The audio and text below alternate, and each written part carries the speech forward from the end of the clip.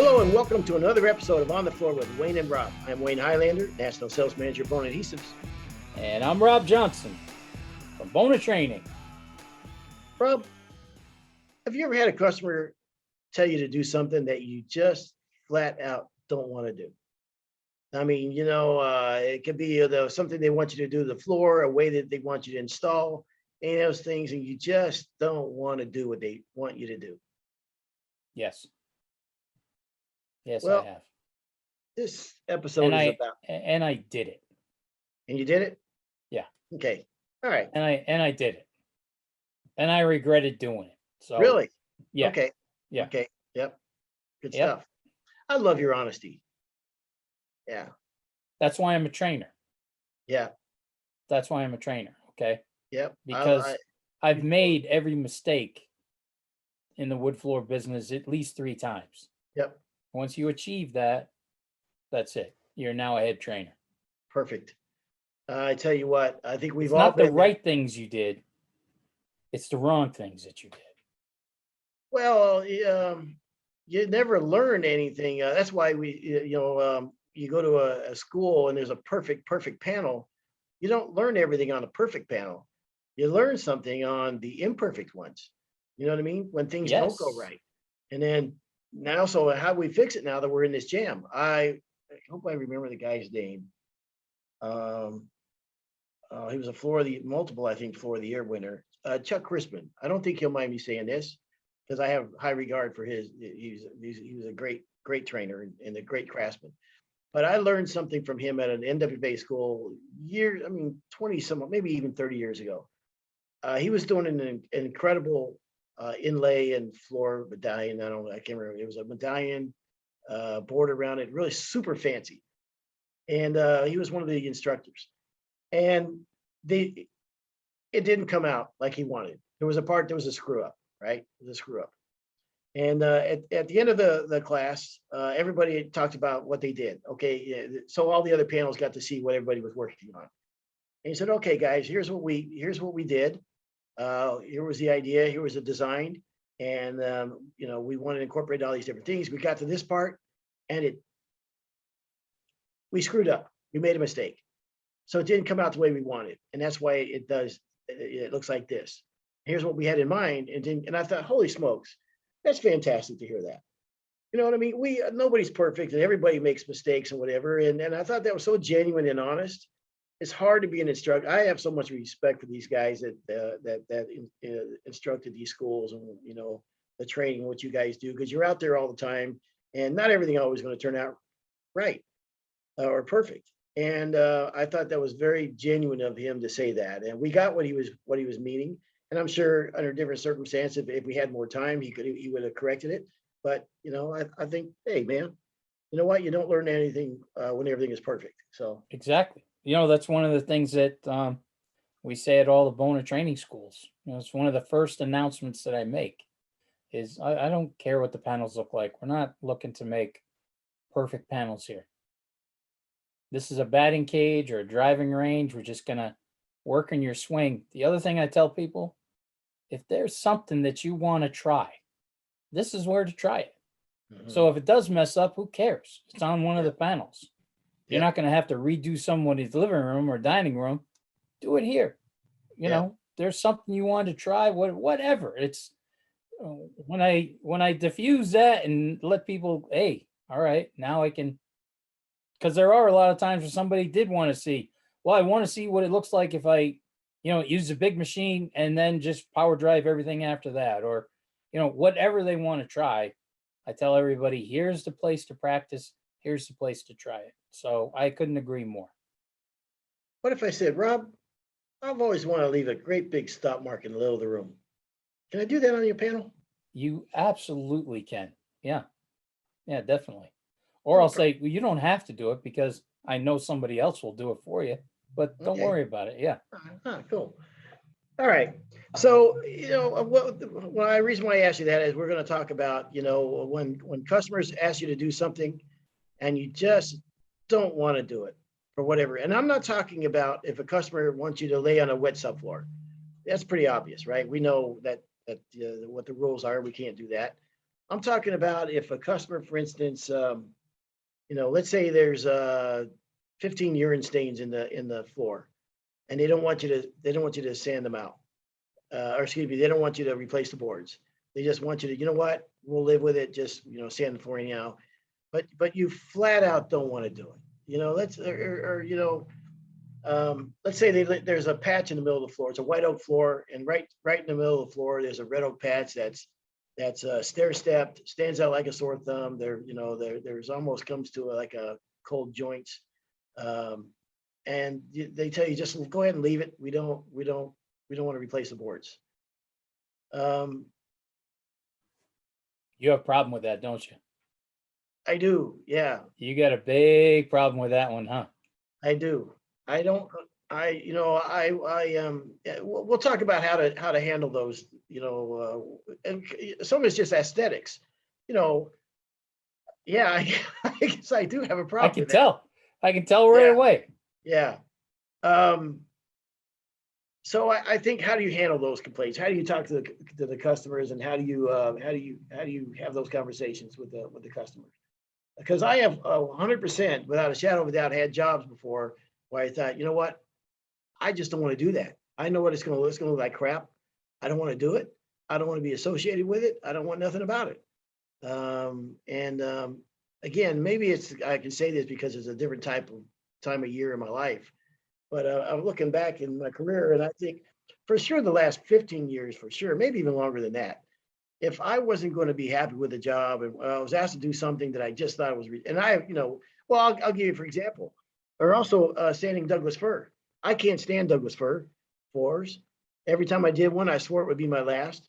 And then later in my career, I would sometimes bid a job. I'd show up there, and they say, "Oh yeah, it's the whole house of Douglas fir. We want to sand and refinish." And I got to the point where no, I didn't want to sand Douglas fir. I don't like the way they look. They're meant to be subfloors. They should be subfloors, and I don't like them.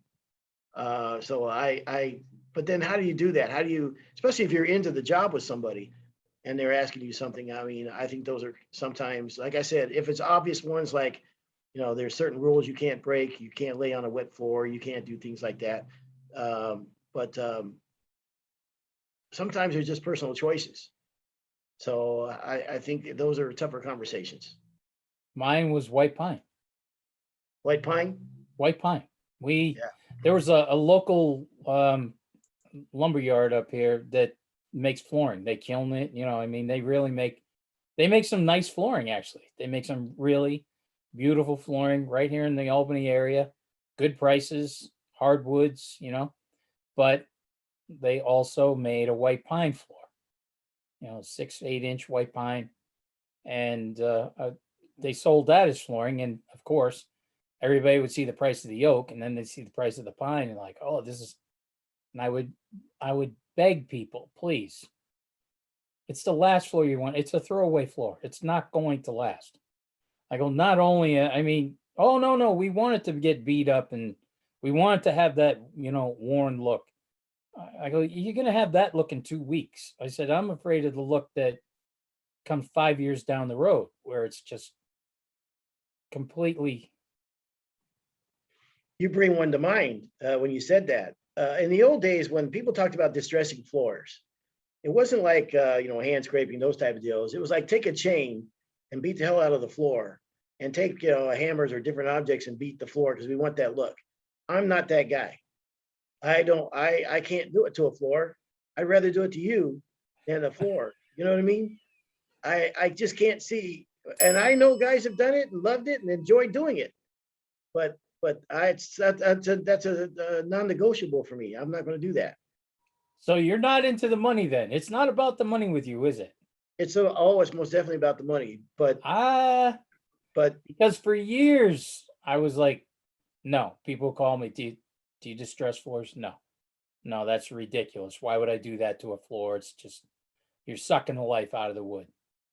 And then years later, people were like, do you hand scrape floor? I'm like, God, no, that's the worst thing in the world. You're just destroying that floor, sucking the life out of the floor. But what I learned through those years is there was a guy behind me who was coming in and going, hell yeah, I do that. And he's charging, $6 or $7 a foot to do it. So as much as I was trying to talk people out of it because of what I thought was right, they were still going to get it done. I think talking people out of something that they want is one of the toughest things a floor guy can do. Well, I agree. And I know that there's people coming behind you that'll do the job, whatever. But I just flat out, I gotta like what I'm doing. I gotta have my heart and soul into it. So there's a couple things I look at. One, if you're making a suggestion, for instance, like they want to do something and they have their heart set on something and you talk them out of it. Well, you damn sure better be right. You know what I mean? When you Yeah. talk about doing something they want to do, you better be, Yeah, because now you're playing with an electric fence. They're just yeah, dying. yeah, They're just dying to find something. yeah. If they have any doubts at all in their mind that, gosh, I wish I would have done what I thought I wanted to do, Exactly. Yeah. you're dead. The other thing too is, if you do go forward with what they want, if I try to talk them out of it, no, I'd say, listen, it's your floor, so I want you to be happy, but here's my thoughts. And I strongly urge this. And they don't do it. They say, no, no, we understand, but we still want to do whatever to the floor. And we go ahead and do it. At the end of it, I tell them I was completely wrong. I had no idea it was going to come out this nice. No matter what it comes out, because now it's a different, you know what I mean? Now, I want you to enjoy your floor. I don't want to put any negative baggage on the floor, a negative emotion. They paid a lot of money for this floor. Mhm. I'm going to tell you, you know what? Gosh, I didn't see it myself, but now that it's done, holy smokes, it looks way better than I thought it was going to look. I just didn't have your vision. Yes, yes. So, and also be mindful of your tone. When I tell people no, that I don't like, if I don't want to do let's say I'm doing all the floors in the house, and now they have 2 more floors upstairs that are Doug fir, and they say, we want you to come back and do those floors.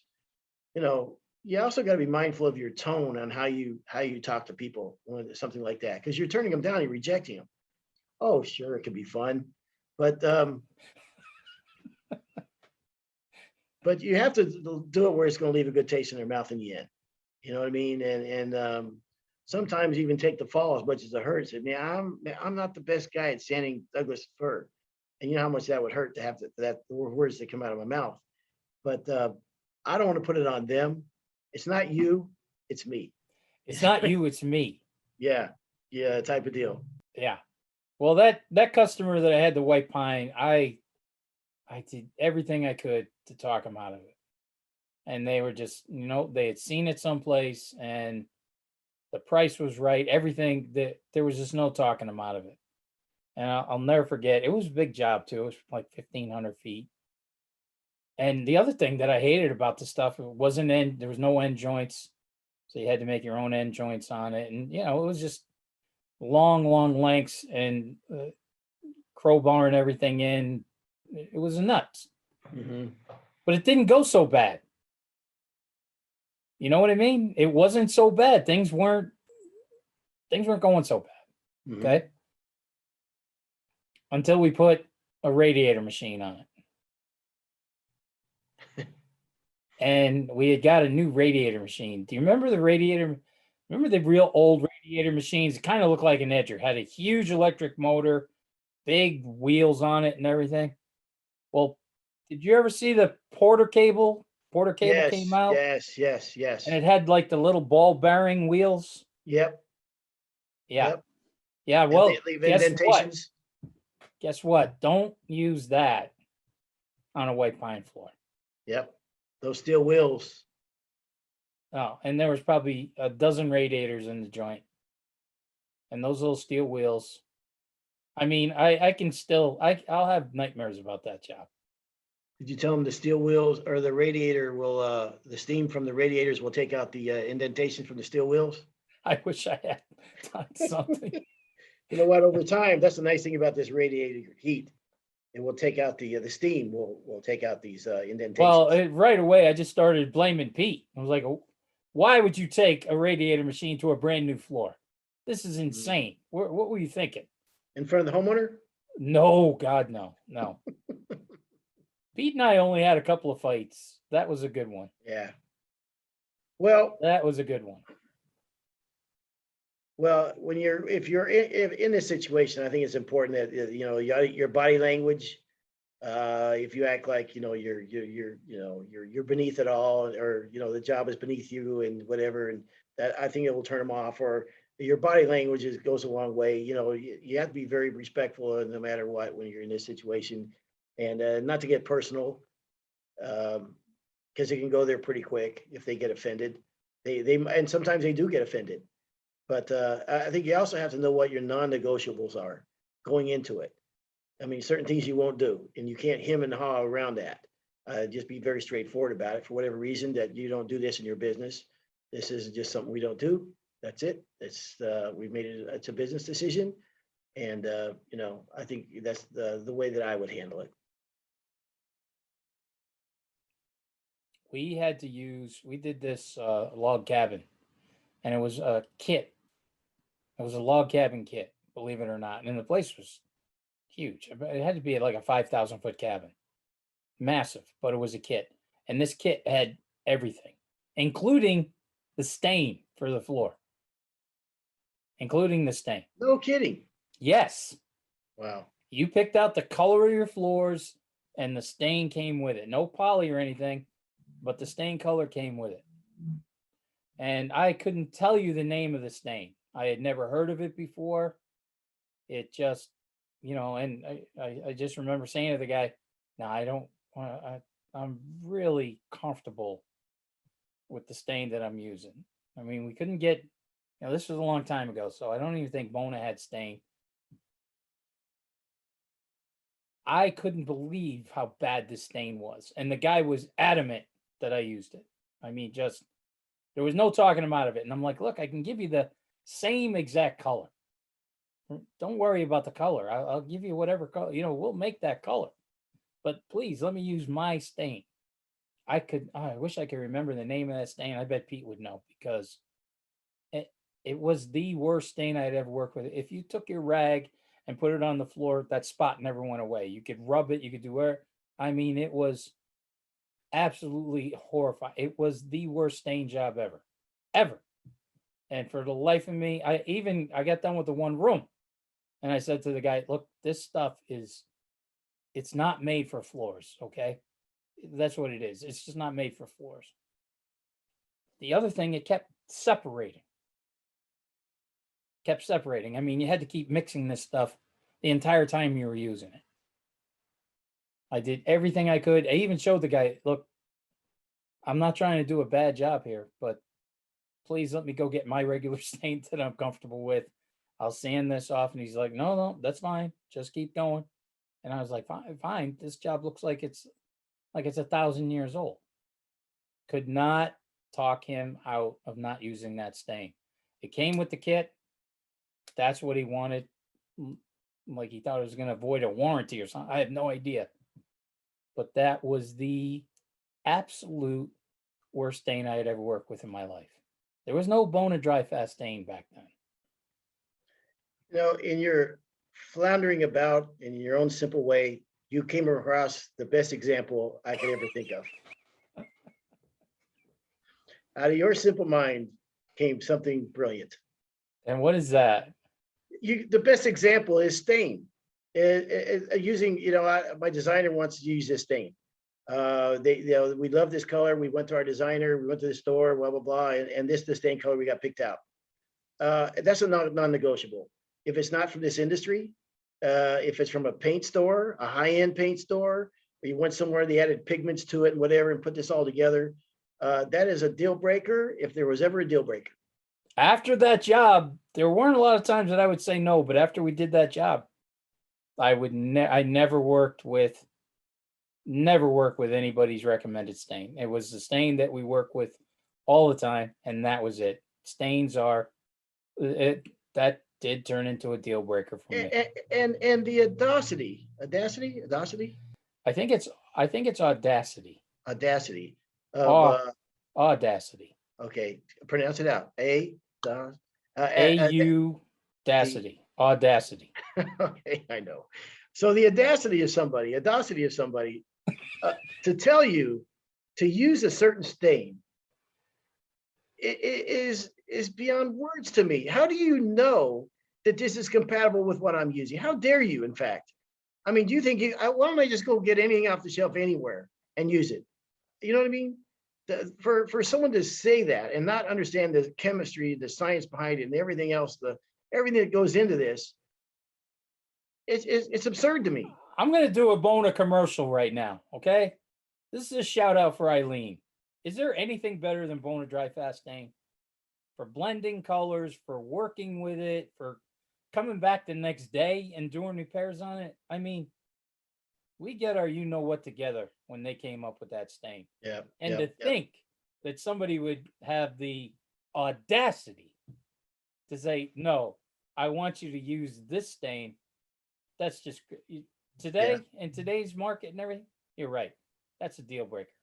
Because if you 100%. haven't tried Dry Fast Stain, you are missing the boat. I mean, it is definitely. I know this is a commercial here, but I work with it a lot, and man, I have never worked with anything so forgiving and so easy to work with. It's crazy. Yep. It's awesome. So that's a shout out for Eileen.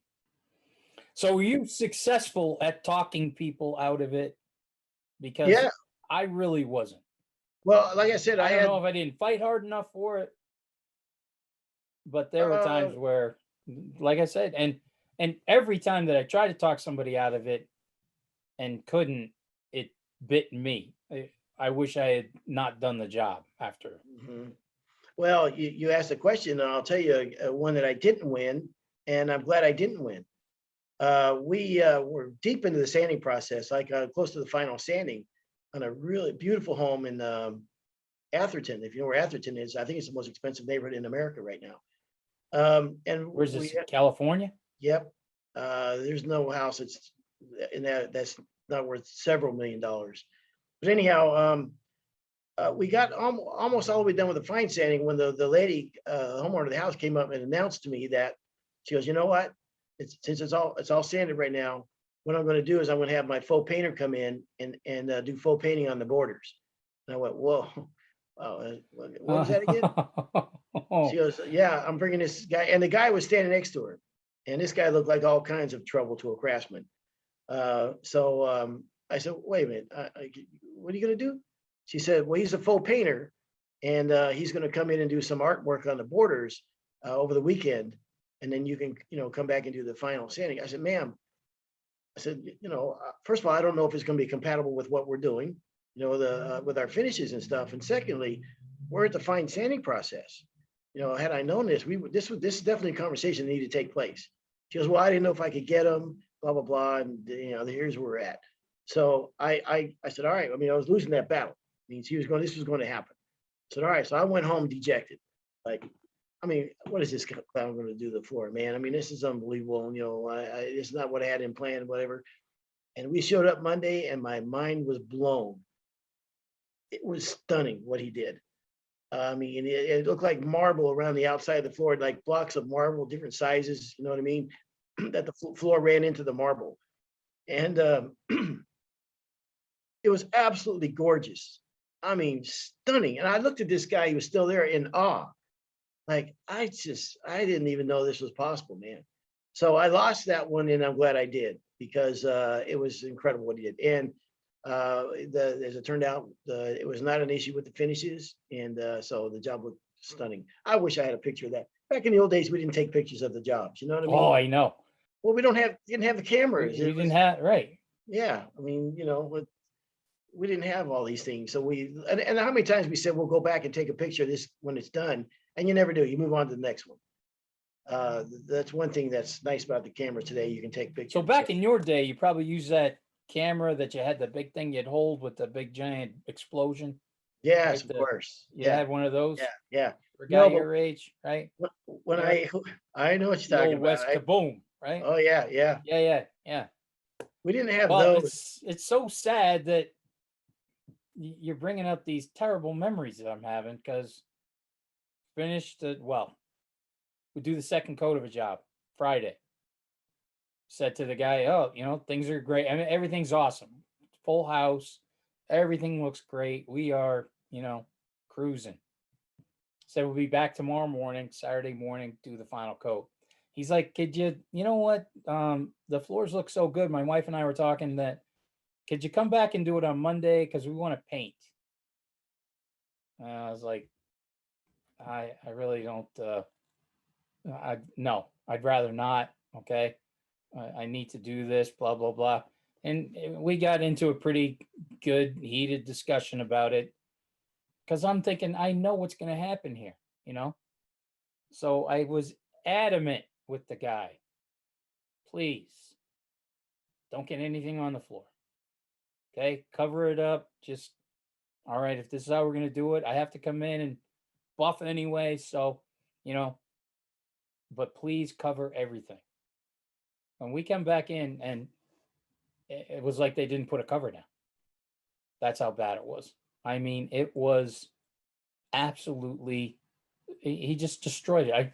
In my mind, I couldn't believe that somebody could do this to somebody else's work.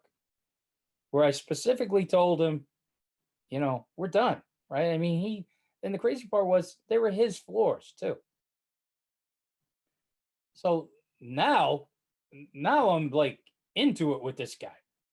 And I'm like, we have to charge, another $600 because I really have to go through and hand scrape, do all, the whole, everybody knows the deal. You might have seen it before, but this one only happened to us one time.